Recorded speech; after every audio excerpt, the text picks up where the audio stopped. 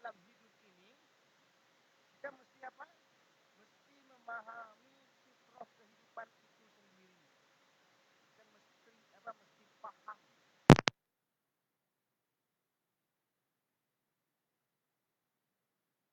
Mengetahui hal-hal yang penting yang berhubungan dengan fitrah kehidupan.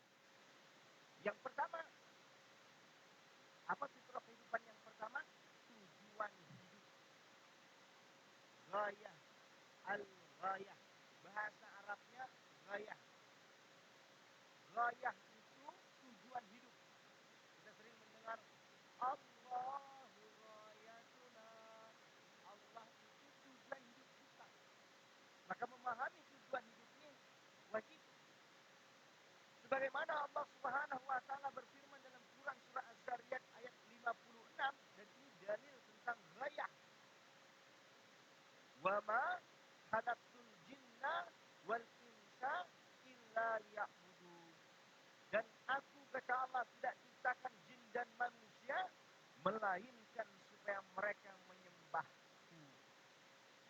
Jadi tujuan penciptaan manusia ini tidak ada yang lain kecuali untuk ibadah kepada Allah. Jadi salah kalau ada orang bilang bahwa dia lahir ke dunia ini untuk tanam sawit, dia lahir ke dunia ini untuk jual pempek, dia lahir ke dunia ini untuk potong kambing, dia lahir ke dunia ini untuk apa? Dagang ini, dagang itu, kerja ini, kerja itu. Salah. Ingat, asas kehidupan kita lahir ke dunia ini adalah semata dalam rangka untuk menyembah Allah, beribadah kepada Allah. Itu penting. Makanya orang yang tidak memahami tujuan hidup akan salah jalan. Jadi boleh nanam sawit, boleh, selama untuk ibadah kepada Allah. Boleh jualan kambing, boleh, selama jualannya untuk ibadah kepada Allah. Boleh bekerja di perusahaan, boleh, selama pekerjaannya dalam rangka ibadah kepada Allah. Hatta bahkan masuk ke WC, kaki kiri keluar kaki kanan, semua diniatkan dalam rangka ibadah kepada Allah. Itu semuanya Islam. Masuk WC kaki kiri itu ibadah. Masuk masjid kaki kanan itu ibadah. Berkaca, bunda-bunda berkaca. Tadi sebelum berangkat berkaca ada? Kaca hanya sesekali. Berkaca. Berkaca itu ada doanya. Bahasa Bangka berkaca, sebenarnya bercermin. Kaca dan cermin itu beda. Kalau cermin bisa dilihat bayangan kita. Kalau kaca kan tidak bisa tentunya ya. Beda ya. Tidak semua kaca bisa cermin dan tidak semua cermin adalah kaca. Ngerti lah. Ada doanya. Allahumma kama hasanta khalqi wa hasin khuluqi. Jadi waktu ngaca itu ibadah loh. Ada orang maaf pakai berkaca yang merasa ganteng, dia bersumpah haram merkat. Kaulah yang paling ganteng di dunia. Kan aneh. Saya kadang-kadang ngeri juga orang tidak paham. Harusnya kan ngaca itu tambah rasa syukur sama Allah. Allahumma kama hasanta khalqi. Ya Allah, sebagaimana engkau baikkan hatiku, baguskan hatiku, baguskan penciptaanku, fahasin khuluqi, maka baguskan akhlak. Diberi Allah muka yang ganteng, penciptaan Allah tadi ya. Diberi Allah hidung yang mancung, diberi Allah hidung yang pesek. Makin pesek kan semuanya relatif. Hitam putih semuanya relatif. Dulu saya kira semua putih disukai orang. Ternyata ada orang yang sangat-sangat menyukai orang hitam. Makanya banyak-banyak main, banyak-banyak piknik, banyak jalan supaya tidak merasa paling cantik. Kalau yang orang Bangka, maaf hidung mancung sedikit, dia bergaya. Orang Bangka kok mancung hidung kok. Tunjuah ke Turki. Tenggelam hidung Ika. Nak lawan orang Turki. Cacat putih nak bergaya. Meng, ni aku paling putih di Bangkit. Aku Bangka, mau ke Jerman. Jadi jangan merasa bangga. Ya. Maka dari itu, ingat, segala sesuatu bisa bernilai ibadah kepada Allah Subhanahu wa taala jika niatnya adalah ibadah. Masuk kamar, ibadah. Suami istri itu Masya Allah main ibadah, ada 4 main-main yang dihitung ibadah. 4 main-main. Main-main yang pertama, apa? Berenang. Ingat, berenang itu dihitung ibadah. Ibu-ibu, ya boleh berenang enggak Buya, ibu-ibu? Boleh. Asal tidak nampak auratnya. Tidak di halayak ramai. Jaga auratnya. Gimana ibu ya? Pertama, harus jadi orang kaya, punya kolam renang pribadi. Kedua, masuk kolam renang pagi-pagi, lumade orang bangun ikatlah pergi ke kolam renang. Mungkin kolam renang jam 9, ikat datang jam 4 subuh. Dia siapalah mungkin. Ketiga, ya, ke pantai, ke laut, boleh. Selama orang tak ramai, jangan heboh-heboh. Ibu-ibu heboh-heboh berenang, ngaruh-ngaruh. Orang nyangka apa? Ikan hiu. Ikan hiu ngapung. Kan nyangka gitu kan. Ya gitu. Bagaimana jadi Buya? Udah pagi-pagi ba'da subuh, pasir padi itu sepi tuh, bagus tuh. Ibu-ibu mau mandi silakan. Atau lebih aman, kolam renang tidak ada. Ya, kolam renang umum dibuka untuk orang banyak, maka akan bercampur laki-laki dan perempuan, bingung. Ya, pantai pun ramai orang. Udah, berendam di bak mandi. Nah, insya Allah.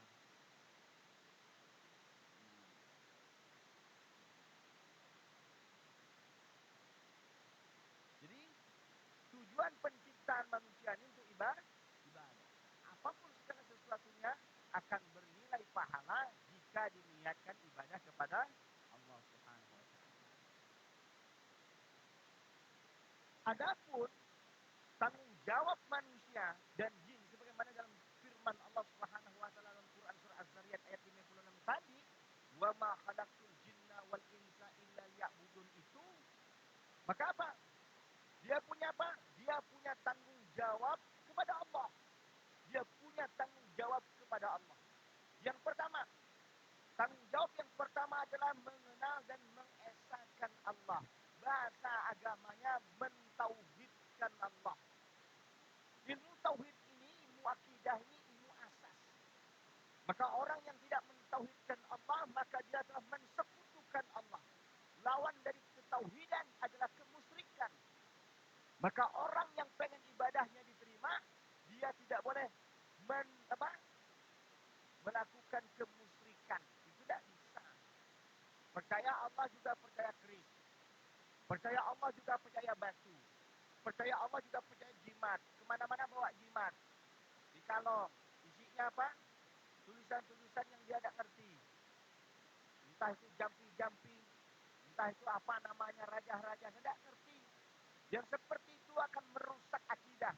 Berarti menghadirkan keyakinan kekuatan selain Allah. Ini merusak keyakinan. Dan bisa. Karena kita punya tanggung jawab sebagai seorang hamba. Ingat, untuk apa? Untuk mengenal Allah. Ma'rifatullah. Mengenali Allah. Karena kalau kita tidak kenal Allah, kita tidak bisa menyembahnya dengan sempurna. Kita tidak bisa menempatkan Allah sebagai Rabb, Allah sebagai Tuhan, Allah sebagai sesembahan, Allah sebagai tempat sandaran, Allah sebagai tempat meminta. Maka berapa banyak orang yang ketakutan soal duit sebab tidak paham bahwa Allah tempat sandaran rezeki. Ini penting. Maka dari itu, tugas kewajiban kita yang pertama adalah kita kenal Allah dan kita mengesahkan Allah. Sebagaimana Allah Subhanahu wa taala berfirman dalam hadis qudsi, "Kuntu kanzan mahfiyan fa'aradtu an u'rafa fa khalaqtul khalqa fa bi'arafuni." Allah nyatakan dalam hadis qudsi, dan ini firman Allah, "Akulah simpanan yang tersembunyi sejak sedia kala. Lalu aku ingin untuk dikenal, maka aku ciptakan makhluk, maka mereka pun mengenal aku." Jadi fungsi makhluk itu, dia mesti berjuang untuk mengenal Rabbnya. Karena Allah menciptakan makhluk. Untuk apa? Agar makhluk mengenal. Agar kita nih manusia mengenal. Tak kenal maka tak sayang. Kalau pada runut pada bab-bab berikutnya tentang proses pernikahan, kita tidak kenal ujuk-ujuk langsung sayang, macam mana? Ada orang laki baru datang, sayang, kah? Gile,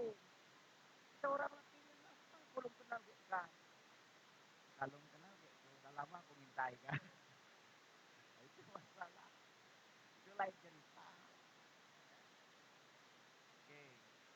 Yang kedua, kewajiban kita kepada Allah Subhanahu wa taala atau tanggung jawab kita kepada Allah Subhanahu wa taala. Yang kedua, tidak melakukan perbuatan dan kepercayaan yang bersifat menyekutukan Allah dengan apapun, atau dalam bahasa singkatnya tidak melakukan kesyirikan. Buka warung supaya laris. Jadi ini yang berdagang, yang berbisnis. Buka warung, potong ayam hitam, dari bulu hitam, muka hitam, kaki hitam, tai hitam. Susah juga. Akhirnya kan disyaratkan, siapa yang minta? Ada bininya, siapa yang minta yang hitam nih? Jadi mimpi malam tadi jin ngadugiku supaya laris. Supaya kalau orang makan di sini orang tidak nak berangkat. Rugi kalau orang makan tidak nak berangkat. Dia capalah nak melihaji. Tidak berangkat-berangkat. Rugi. Orang mau laris bisnis, mau dapat pekerjaan, minta apa? Minta apa? Minyak. Nak jadi polisi, ada yang minyak kok. Kata toh sebelum memberi minyak atau curhat. Apa toh? Atau dulu kita nak jadi polisi. Jadi kemana atau sekarang? Atau jadi polisi pun atau tahu lama atau pakai minyak nih. Tidak usah lah. Ya, apalagi nak minta jodoh ke atau tadi. Atau nak minta jodoh. Kata atau sampai sekarang belum kawin-kawin.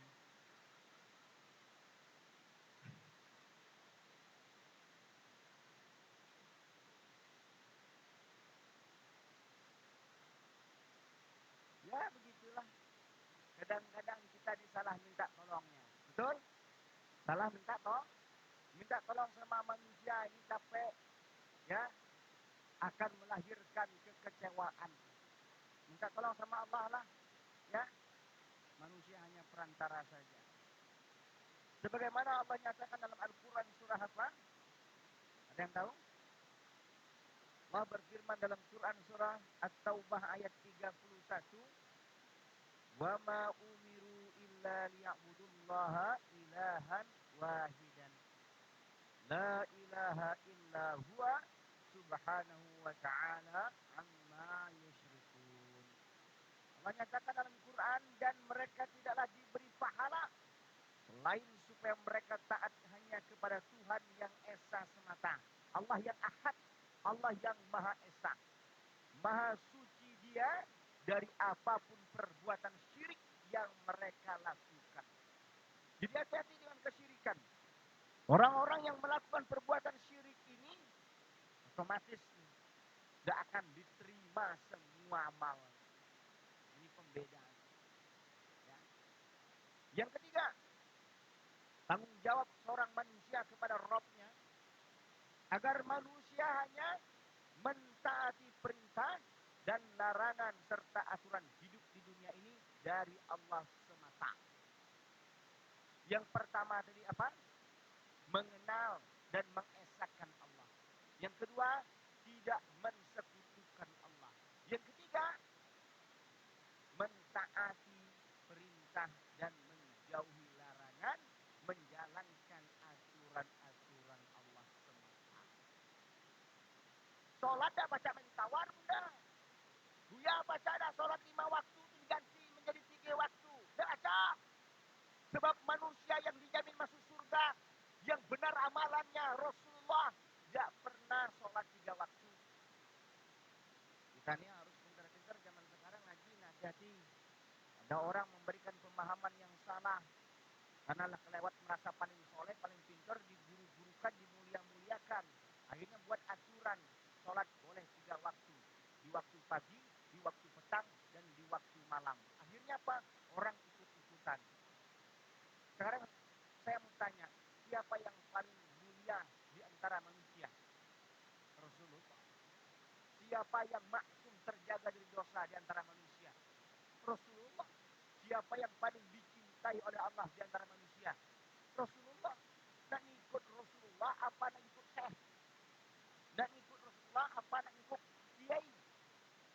ngikut Rasulullah apa nak ngikut apa yang disebut wali-wali ke orang yang tidak jelas.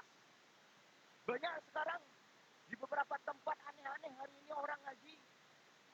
Boleh tidak sholat, yang penting sudah ingat Allah, ingat Tuhan, yang penting zikir. La ilaha illallah, la ilaha illallah, sampai hanya Allah, Allah, Allah, Allah, lewat Allah. Parah. Ini rusak akidah. Rasulullah yang dijamin masuk surga saja sholatnya sampai pecah-pecah kakinya, itu surat sunnah loh. Sholat wajib dia baca mentawar lagi. Sunnah oke ditawar. Tahajud 11 rakaat dengan zikir. Boleh tak Buya 2 rakaat? Boleh. Boleh tak 3 rakaat? Boleh. Boleh tak 1 rakaat? Boleh. Zikir 1 rakaat. Semua pelit. Berikan umur di hadapan Allah. Ya Allah, kau rakaat dia. Baru nak takbir meninggal. Alhamdulillah ada apa-apa. Tapi dalam sholat. Cuman saya, orang tidak ada yang untung enggak kalau dia tahu tentang amal soleh. Masuk 3 murid, kata gurunya, nanti kau masuk dalam goa, setiap kau masuk dalam goa itu gelap gulita. Tapi pastikan perintahku, ambillah apa yang ada dalam goa. Ambil. Murid pertama, apa dalam goa ini, gurunya nyuruh apa? Paling batu, paling tanah, paling kerikil, cabai, sedikit, jadilah yang hendak ganti, kata guru.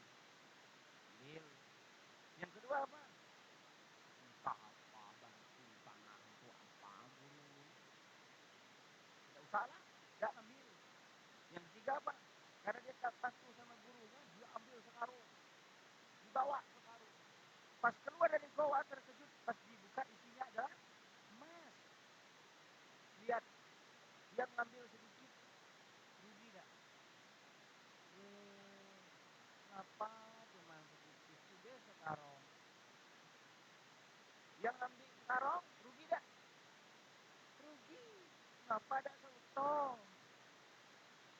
Coba aku ngambil duit sekarang. Sebenarnya tak ada yang merasa untung. Urusan amal soleh, tidak ada yang merasa untung. Yang lebih parah tadi apa? Yang tak ngambil sama sekali. Ya Allah, kenapa aku tak ngambil kecil? Baik. Hanyalah orang yang paling beruntung. Oleh karena itu, ya, kita ini harus bisa menjadi orang yang sungguh-sungguh menjalankan apa yang Allah perintah dan menjauhi apa yang Allah larang. Pokoknya urusan kewajiban gak main tawar lagi. Puasa bulan Ramadan 1 bulan penuh. Masa tak Buya cuma setengah dah. Coba Bunda nanti umroh atau haji, tawaf nawar 3,5 ke bulan. Tawaf baca deh Pak pembimbing 3,5. Kata Pak pembimbingnya baca, cuma tak sah. Ngapain? Jadi jangan setengah-setengah kalau mengamalkan perintah itu. Menjauhi larangan juga seperti itu. Ya, tutup auratnya jangan setengah-setengah. Pakai jilbab, bolong belakang. Janganlah. Ngapa Bunda pakai jilbab yang bolong? Panas Ustaz. Ini jilbab ber-AC. Baik kaki, ya. Seluruh wanita itu dari ujung sampai kaki tadi itu semuanya aurat kecuali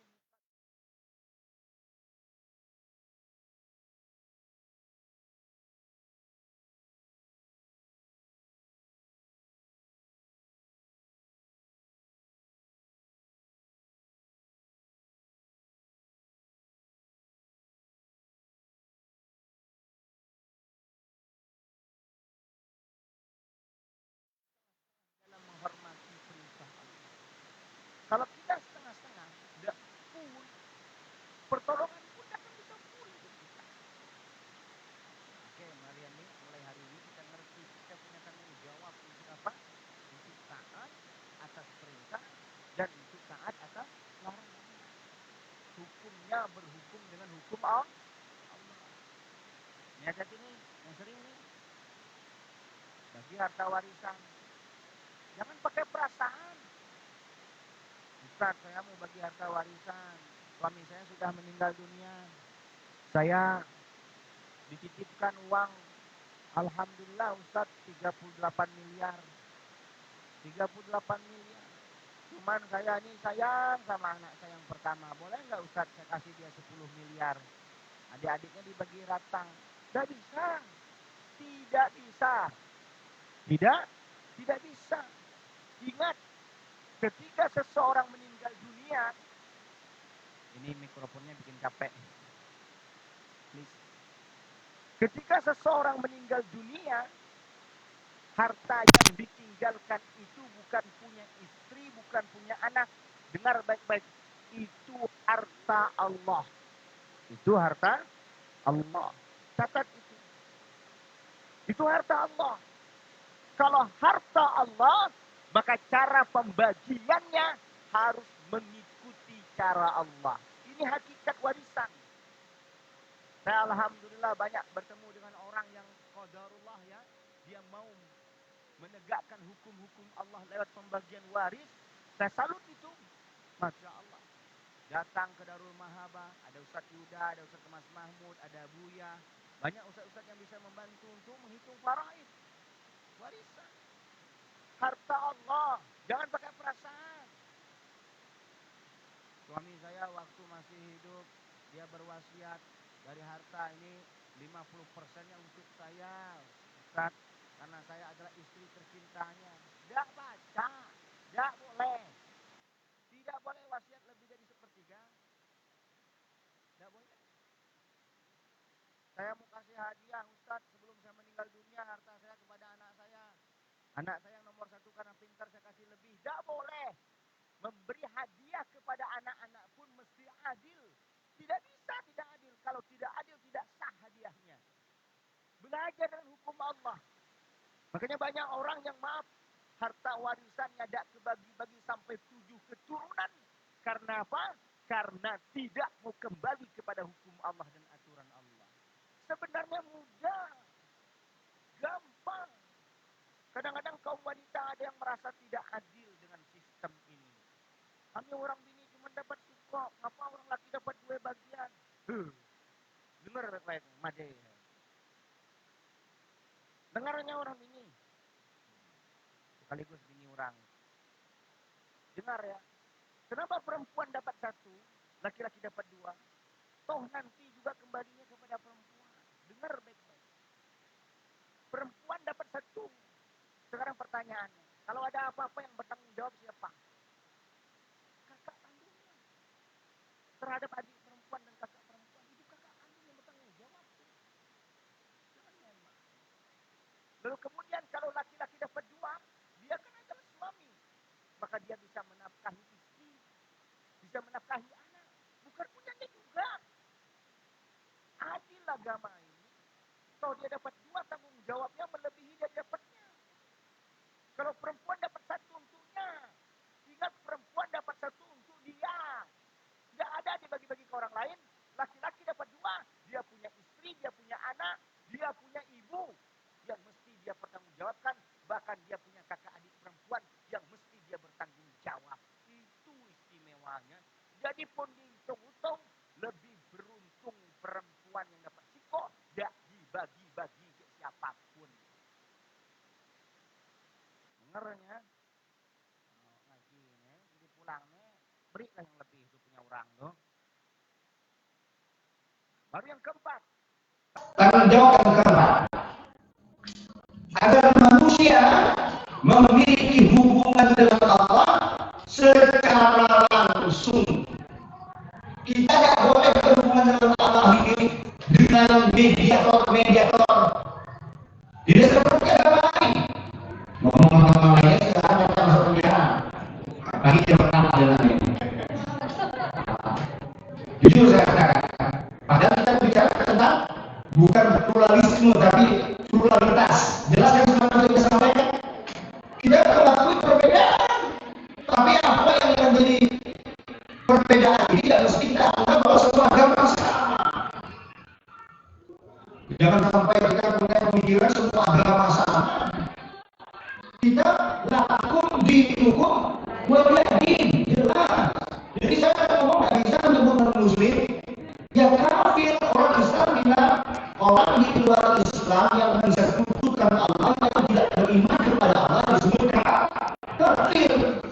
Hari ini disebut kafir masuk neraka. Masuk. Dan mau apa? Islam beribadah kepada Allah itu tanpa mediator. Tidak seperti orang-orang kafir lain. Mereka beribadah lewat patung, lewat simbol-simbol seperti salib, seperti pohon-pohon, keris-keris. Islam mengharamkan itu. Beribadah seorang muslim kepada Rabbnya itu langsung. Apa artinya? Sholat. Tidak ada kita pakai perantara. Ada orang yang sholat. Ada? Nah, kita pakai izin. Kita itu undangan ya. Kita kawin. Kamu udah baca orang nitip kita berikan takdir untuk imamnya. Langsung ke poin kita yang kerjakan puasa Islam yang sifatnya infiradi, hubungan kita dengan Allah langsung salat kita kerjakan sendiri. Beda yang sifatnya kalau kita sudah wafat yang bisa dibayangkan. Itu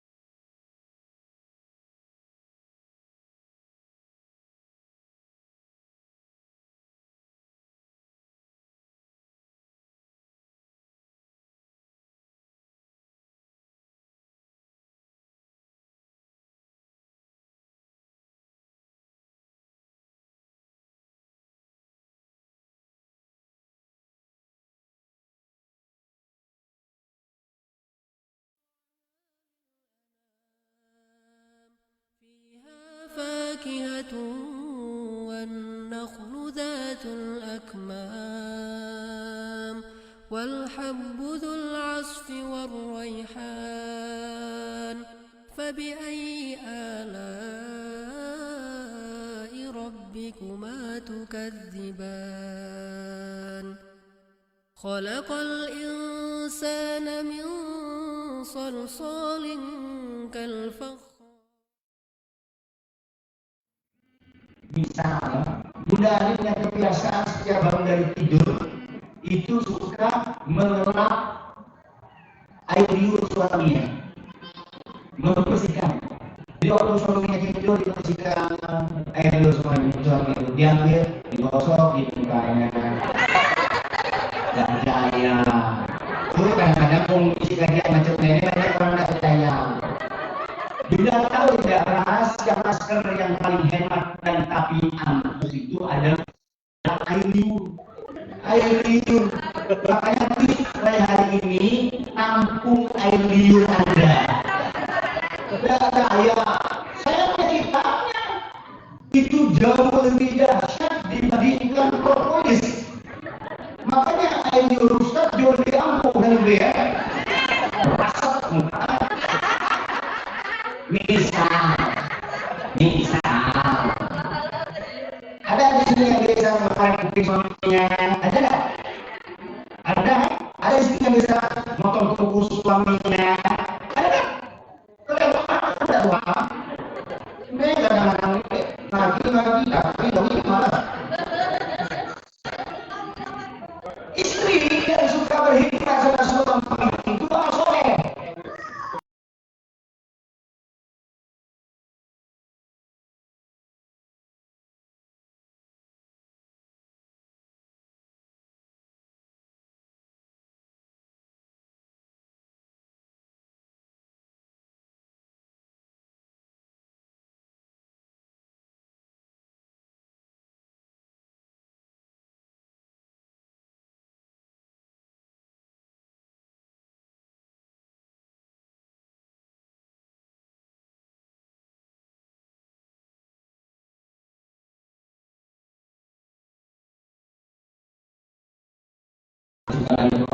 yatim, yang harus sama orang tua, apa yang istiqomah sholat tahajud, yang istiqomah puasa sunnah, itu bisa jadi tawasul dengan amal soleh.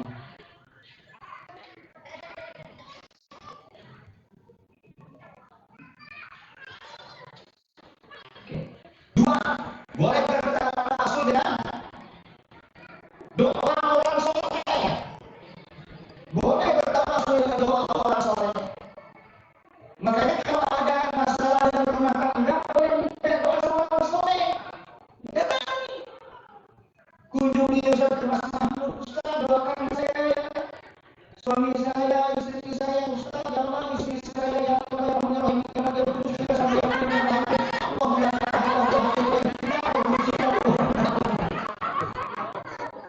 merupakan seperti menderita laki tadi kan. Semua kalimat Allah keluar darah kesel kebini tadi kan.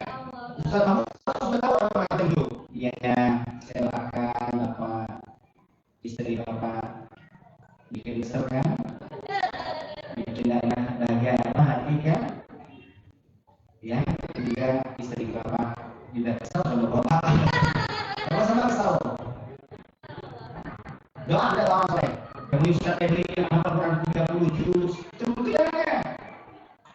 Saya kalau mau berangkat ini, jujur saja, saya bertemu orang tua, saya bertemu guru-guru, saya minta doa kawan, kami berangkatnya safar 14 hari, dengan perjalanan kurang lebih 16 hari, semoga perjalanan ini berkah. Jadi boleh bertawasul dengan orang soleh, artinya soleh dan solehah, silakan. Tiga, bertawasul dengan asma Allah, dengan asma wa sifat Allah. Asmaul husna, ya Allah, ya Aziz, ya Jabbar, ya Mutakabbir, bersebutan, ya Rahman, ya Rahim, minta, ya Razzaq, ya Fattah, minta, boleh. Nah, tawasul yang seperti ini saja yang diperbolehkan. Tidak boleh tawasul kepada orang soleh yang sudah mati. Orang soleh yang masih hidup boleh, tapi orang soleh yang sudah wafat itu tidak boleh. Kecuali bersolawat saja. Kepada siapa? Rasulullah SAW. Jadi kita boleh tawasul sama orang yang masih hidup, orang soleh yang masih hidup. Datangi guru-guru kita, ini boleh. Jadi tanggung jawab kita memiliki hubungan dengan Allah secara langsung tanpa mediator atau perantara dalam bentuk apapun. Manusia secara langsung memohon apa saja hanya kepada Allah tanpa ada lewat wasilah atau perantara. Kecuali yang diperbolehkan dalam tiga tadi. Lanjut. Tadi apa? Tujuan hidup. Nah, jelas kan tujuan hidupnya? 4 tadi kan untuk sebagai orang hamba. Pertama apa? Mengenal dan mengesahkan Allah. 2, tidak mensekutukan Allah. 3, menjalankan perintah dan larangan dan semua aturan sesuai aturan Allah. 4, melakukan hubungan dengan Allah tanpa ada perantara apapun, langsung. Ini adalah tujuannya. Jadi kita betul-betul. Bapaknya tadi tujuan hidup. Sekarang pedoman hidup. Allah Subhanahu wa taala berfirman dalam Quran surah Al-An'am ayat 100 wa anna hadza sirati mustaqiman fattabi'uhu wa la tattabi'us subula fatafarraqa bikum an sabilihi. Dan bahwa yang kami perintahkan ini adalah jalanku yang lurus, jalan Allah yang lurus. Maka ikutilah dia dan janganlah kamu mengikuti jalan-jalan yang lain, karena jalan-jalan itu mencerai-beraikan kamu dari jalannya. Al-An'am 153. Al-An'am ini surah ke-6.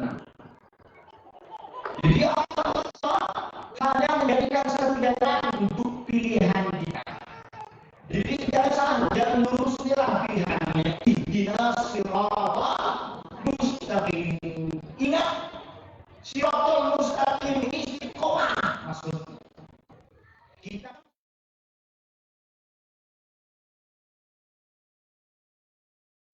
ada jalan transport, ini jalan lurus, bukan.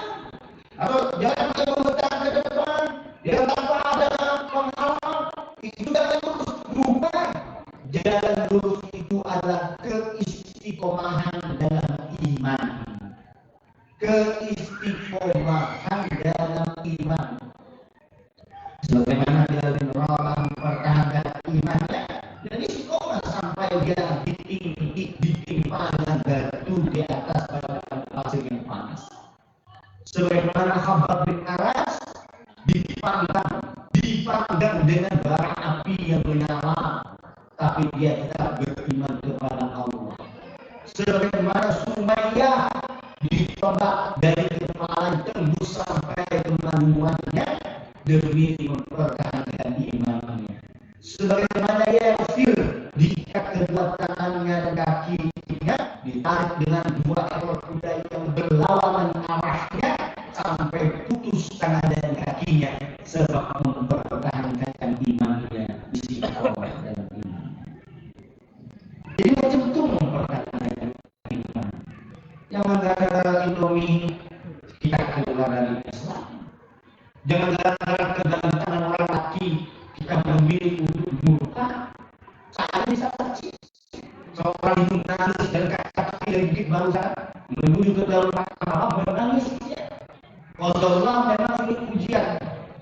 Suami istri cerai, punya anak gadis masih muda, umurnya kurang lebih 18 tahun, masih muda.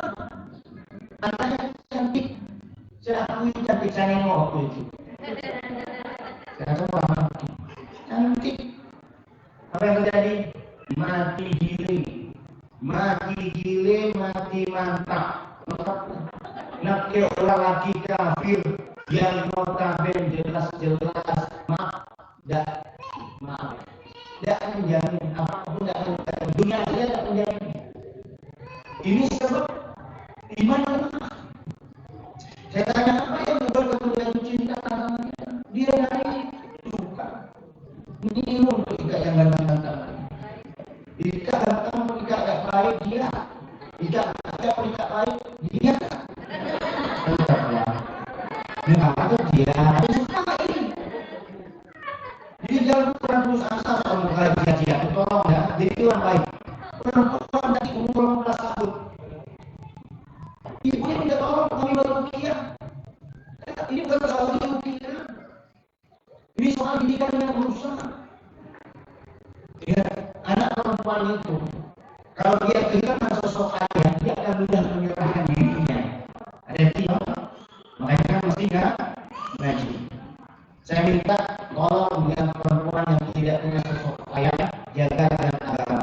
Sebab bisa menyerahkan dirinya dalam tanda kutip, bisa menjadi orang yang berzina, bisa bunuh diri. Hati-hati. Makanya sosok ayah itu penting bagi anak perempuan. Makanya ibu bapak ingat dampaknya bukan tentang kita, tapi tentang anak kita. Please, tolong pelan-pelan, sabar-sabar. Jangan mudah mengambil keputusan banyak yang akan menjadi korban. Saya kira, apa yang membuat kamu suka sama cowok ini? Dia bilang itu, Ustaz. Dia udah sudah kamu ingat ini beda akidah. Kalau kamu keluar dari Islam, kamu masuk neraka, tidak ada guna putus hubunganmu dengan orang tuamu. Tidak ada.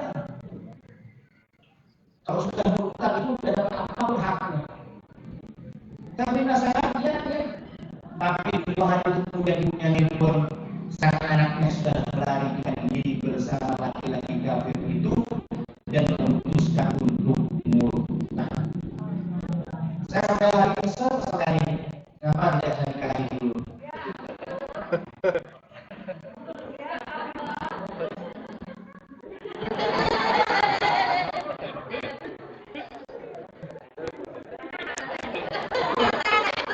Mohon saya nikahi, lebih baik ya.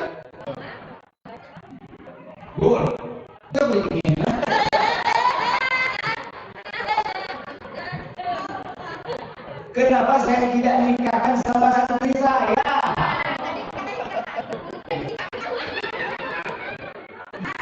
Urusannya jangan internet.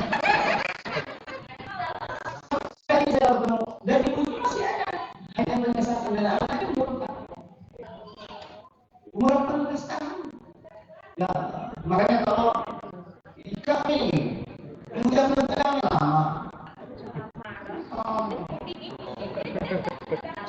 Ya sudah ada di sini yang mau nikah bulan ini. Yang sudah kita cari.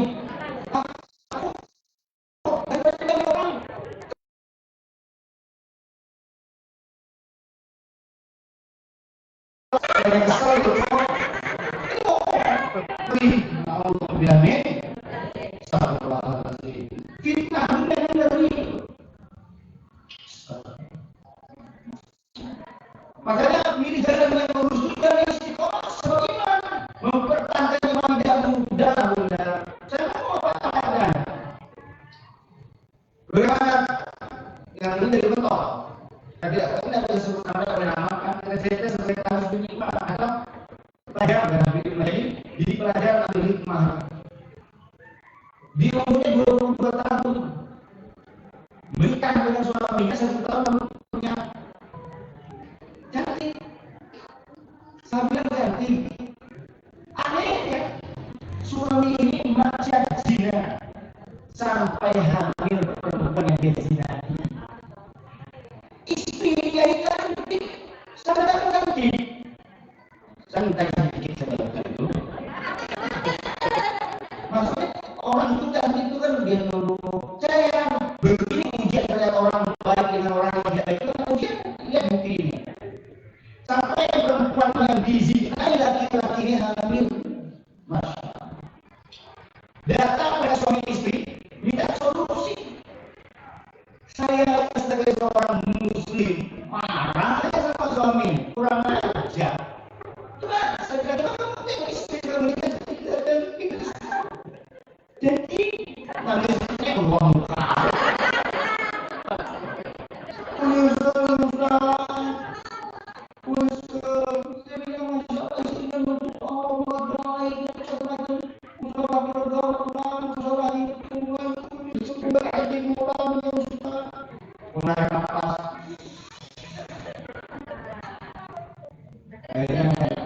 saya tanya sama perempuan itu semua kembalikan kepada ibu padahal kan belum punya anak mau nyebut ayat atau tersinggung kan kembalikan kepada ibu ya Ustaz nanti saya istighfar kalau saya maksudnya pengennya saya menganggap kerajaan biar saya maju majukan dengan santri saya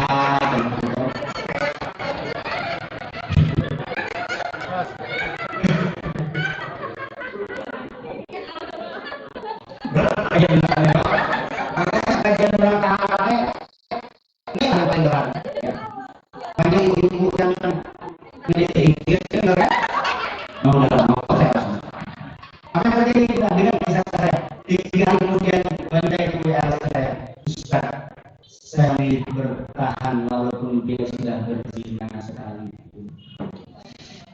ini saya blokir nomor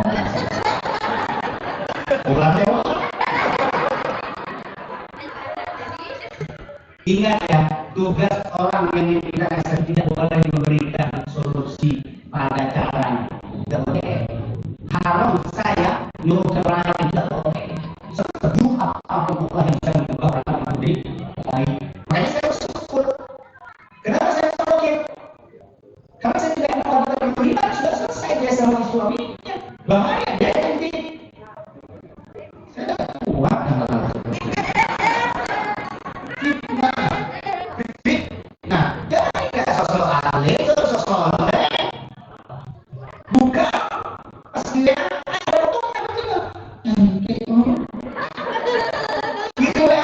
Bagaimana keputusannya suami menurut saya dalam agama Islam dan tidak lagi bercorak ini kita ngomongin jadi keputusan nggak ada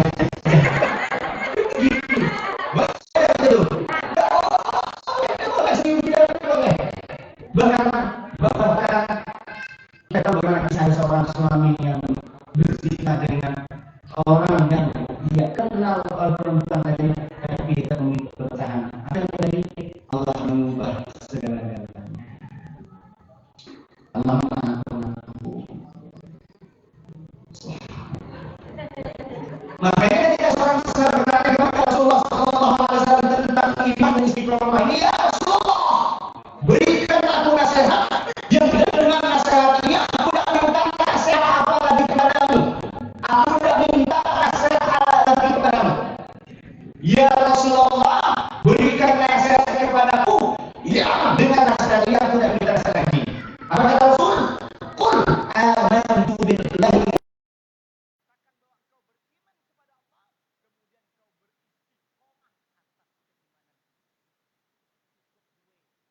Bagaimana istiqomah selesai. Nah, konteks keimanan itu mencakupi sesuatu yang asas.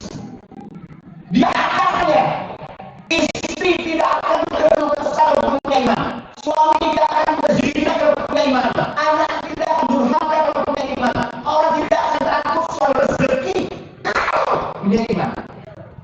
Karena iman. Karena kita sudah tahu bahwa sandaran kita Allah, tempat meminta kita Allah, kita menghadap pertolongan kita Allah, hidup mati kita hanya Allah. Itu iman. Dan dikatakan kau letakkan matahari dalam kananku, rembulan dalam kiriku, niscaya dia akan bergeser ke kanan kepada Allah. Mantap, kira-kira. Mantap tak? Realistis tak matahari kanan-kanan? Realistis tak rembulan dalam kanan? Saking Nabi mengatakan kepada orang kafir saat ditawari, ya Muhammad, macam ni kan? Ayah harus katakan kepada orang kafir, ini suruh kamu nanti mendakwakan ajaran kamu susah. Ya udah kita kompromi, dia kompromi apa? Apa yang kamu mau? Baik, kalau kau kekuasaan hanya akan pergilirkan, hanya akan kau jadi pemimpin kami, hanya akan beri kekuasaan kepada engkau, kemuliaan, pangkat-pangkat yang istimewa, supaya kamu ingat bisa menghargai keyakinan kami dan kami bisa menghargai keyakinanmu. Kita berkata enggak. Oke, kita ada kekuasaan. Karena kami akan kumpulkan mata-mata ini, kami akan berikan kepadamu. Yang penting kita bergilir. Sekali kami menyembah Tuhanmu, sekali kami menyembah Tuhan kami. Enggak. Yang ketiga yang satu. Kalau kau mau wanita, maka kami kumpulkan seluruh wanita-wanita cantik dari suku-suku kabilah-kabilah kami, dan silakan kami berikan untuk dirimu. Silakan kau jadikan apa kau nikmati, asal kau menyembah Tuhan kami tidak menyembah Tuhan kami. Enggak. Kalian tahu matahari tangan kananku, rembulan tangan kiriku, dan akan bergeser ke mana. Lakum dinukum ini karena mantap. Kalau ngaji lah sampai pedoman hidupnya jelasnya satu, tidak berkutik. Ukti saya akan penuhi keinginan ukti. Ukti mau mobil saya berikan, ukti mau rumah saya berikan, tapi ukti masuk agama, pindah keyakinan bersama. Nah, berbeda. Apalagi di kondisi macam lingkungan kita sudah pamer-pameran dan kekayaan, orang sudah pakai handphone yang mahal-mahal. Orang S saja seadanya S3, ini S sudah S15.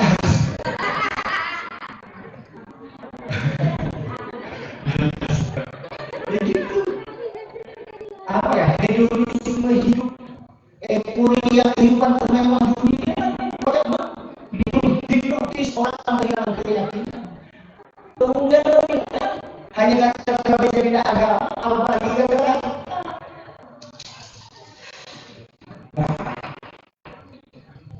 Boleh Bapak, kalau Bapak mau jadi kepala ini, Bapak silakan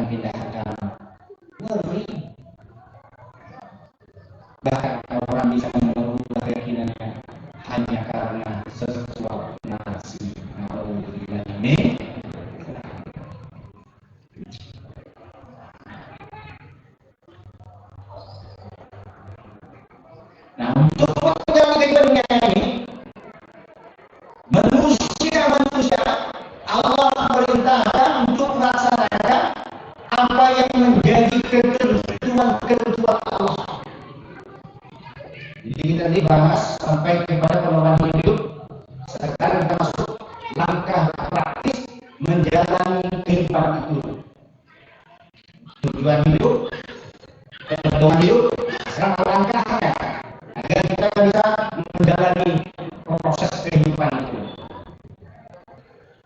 Silakan nanti dibuka Quran surah Al-Baqarah ayat 177. Bukanlah menghadapkan wajah kita ke arah timur dan barat itu suatu kebaikan.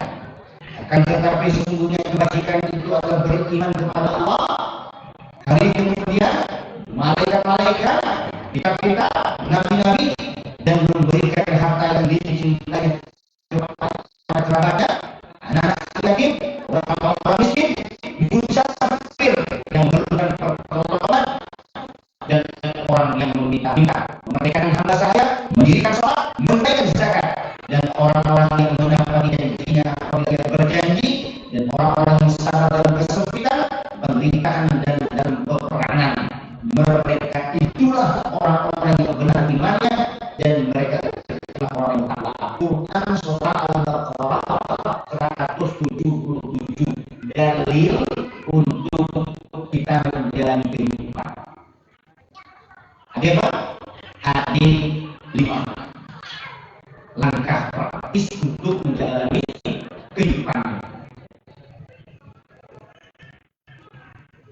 Sudah tahu ya, jangan baru 5:14. Apa memang maghribnya cepat? Memang lebih cepat ya? Oh iya. Berarti sudah cukup kan? Cukup apa? Saya patut belajar lagi ya. Kan kawan bertanya lagi apa nengok dia bisa begini.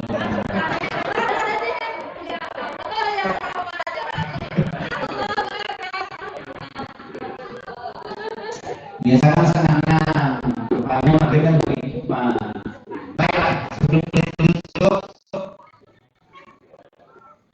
bersama yang bersama di Allah sudah kita ini masuk kita makanya belajar juga kita kita bahkan tidak ada kurikulum yang paling dasar kecuali kurikulumnya Islam itu berdasarkan satu kalau meninggal dunia. Tapi kalau Allah menghendaki 20-30 kita selesai, insya Allah kalau kita ini istiqomah, guna akan belajar, terus belajar, guna berkembang dan seterusnya itu belajar.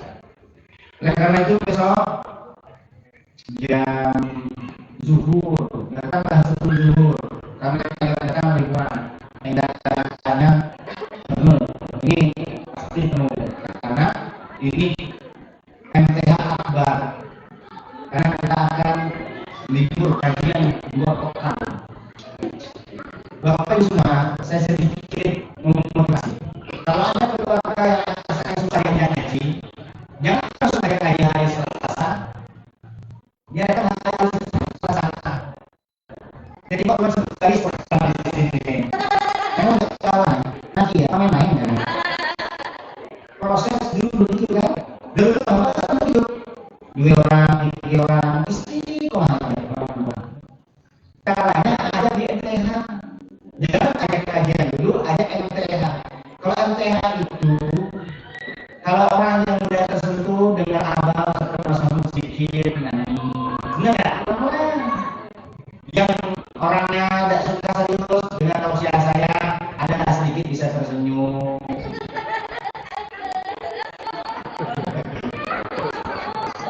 Berbeda ngomong gitu lah.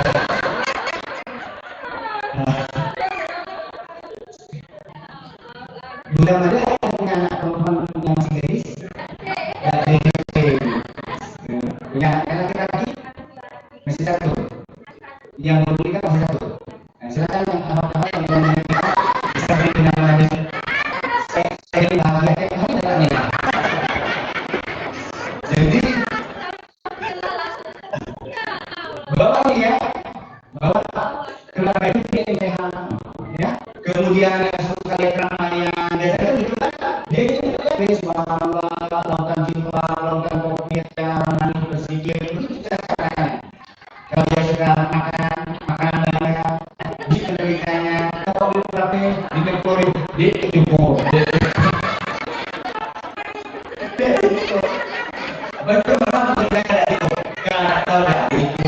iya, dari goreng, dari dia buka bikin goreng, dia kayak gitu.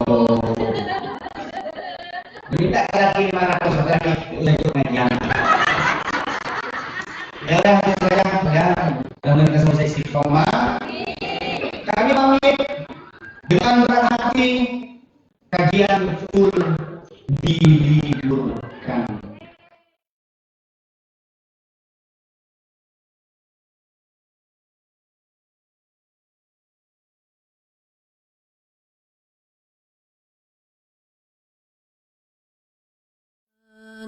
علم القرآن خلق الإنسان علمه البيان الشمس والقمر بحسبان